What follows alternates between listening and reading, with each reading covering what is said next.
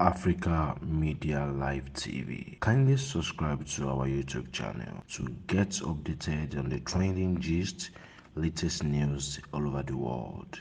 Like our page, subscribe, and share with friends. Thank you.